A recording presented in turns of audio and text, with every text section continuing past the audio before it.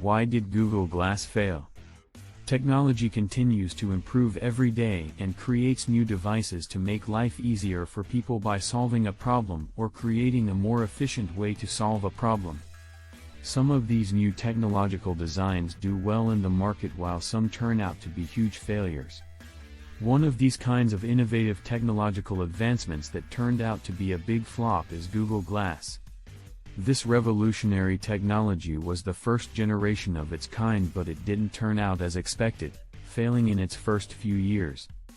What is Google Glass? Google Glass is a wearable, voice and motion-controlled Android device that resembles a pair of eyeglasses and displays information directly in the user's field of vision. It was popularly known to be Google's moonshot technology. Google Glass offers an augmented reality experience by using visual, audio, and location-based inputs to provide relevant information. The Glass have built-in Wi-Fi and Bluetooth connectivity and a camera for taking photographs and videos. It supports both voice and video calls. In video calls, wearers can show the other person exactly what they're looking at instead of talking face-to-face. It also has the ability to answer emails and text messages using voice dictation. To provide the requested information, the device relies on sending small packages of information straight to the wearer through a microprojector, using a private channel of communication that can only be accessed by the user. It also collaborates with Google Maps to provide step-by-step directions with a map displayed on the screen. Google publicly announced the development of Google Glass in April 2012 and officially unveiled it to the public in May 2014. However, it shut down operations in 2015 and since then has hardly been mentioned or seen in public. This was supposed to be the device of the future, so how did this highly innovative and revolutionary product fail so fast even with so much potential? The reasons for this failure are what we'll be discussing here. Reasons why Google Glass failed. Please note that the reasons stated below are our own opinions. When the first version of Google Glass was launched in 2013, consumers immediately voiced their concern about the glass being an invasion of privacy. Many other complaints followed and within 2 years, the company ceased production of the glass. Here are some reasons why we think Google Glass failed. 1. It was overhyped before release. The introduction of Google Glass into the world was done with a lot of hype, even though the creators did not adequately define the use of the glass and what problem it would be solving. They uplifted people's expectations for the product, assuming the hype would be appealing enough for the product to sell itself. It even tried to buy more hype by associating the product with fashion designers, featuring the glass during Fashion Week and in other relevant advertisements. The product's marketing campaign kept on promoting the product as the future's precursor technology.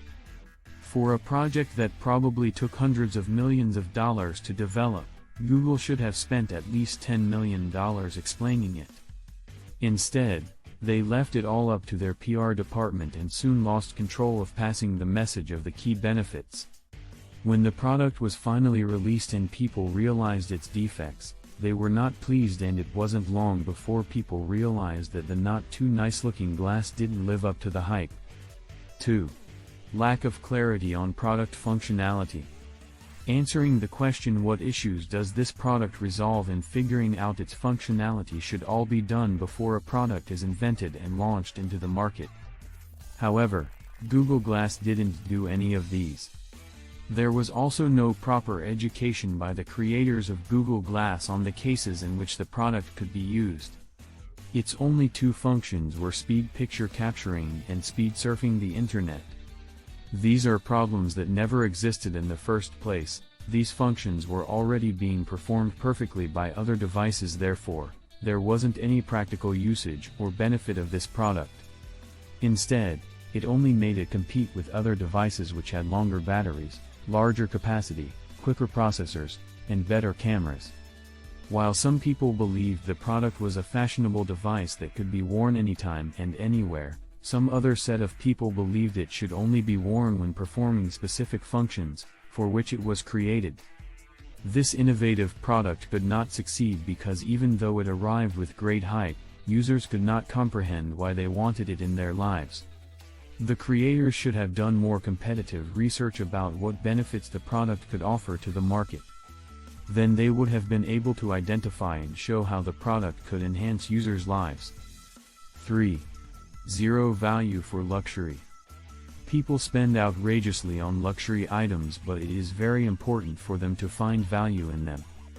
With Google Glass retailing for $1,500 at its release and limiting access to a specific community of glass explorers, mainly software developers and tech influencers, it was seen as a luxury item, but however, it provided no real value due to the fact that it couldn't do any single action especially well. Users felt like they paid $1,500 just to tell the company how to fix their devices. Despite the fact that people were highly disappointed with this product, Google did not minimize the pricing. Some people, however, believed that with years to come and more development, the price would be brought down to a couple of $100s so as to meet the commercial market. However, even with this hope, the extravagant price of $1,500 made the product unattractive among regular customers. Even though the product was an early prototype and an experimental device, the large price tag combined with the lack of availability and the negative press made for a poor initial impression on the public. Remember, this was at a time when the highest-end smartphones sold for around $500 and the $1,000 iPhone X was still 4 years away. 4. Wrong target audience. Google originally advertised Google Glass in terms of experience augmentation. It had great potential to be a revolutionary tool for professionals. Machine operators could be fed up to the minute information about a manufacturing process. Truck drivers, train conductors or pilots could instantly get directions and report, making it easy for them to quickly and safely navigate without lifting a finger or averting their eyes. Physicians could retrieve health records and rapidly analyze test results while their hands stay steady on vital work. Security officers could receive real-time data about threats around them to better protect the public. The list of ways this product could have helped in assisting professionals goes on and on. However, the professional community wasn't the main target audience for Google regarding this product. Their plan was for the tech geeks and A-listers to fall in love with the product and use their influence to get others to buy it. Even Prince Charles was once spotted rocking the glass. However, things did not go as planned and this plan miserably failed. Google Glass did not fail as a result of the lack of an innovative concept, rather it failed because it targeted the wrong audience. Strategizing and figuring out the right target audience for a product before launch should be prioritized, but a lot of big enterprises and startups in the technology sector usually make this mistake. 5. Health and safety concerns. Once the announcement and description of Google Glass came out, there were some major concerns regarding its safety for everyday use and how it could adversely affect our health. This was because, as per the description, the product was expected to radiate carcinogenic radiation very close to our minds and eyes. Not everyone was comfortable with that. Even though other brands' products also emit many harmful radiations, they do not make direct contact with the skin. The built-in camera also raised privacy and piracy concerns, as Google Glass could be taking a photo or recording a video at any time without permission. This was the reason the device was banned in movie theaters due to the illegal filming of movies, and was also banned in casinos where people did not appreciate being recorded without their permission. Therefore, what was the point of purchasing a $1,500 device that will give you a health scare and also make other people uncomfortable around you? 6. Technological issues.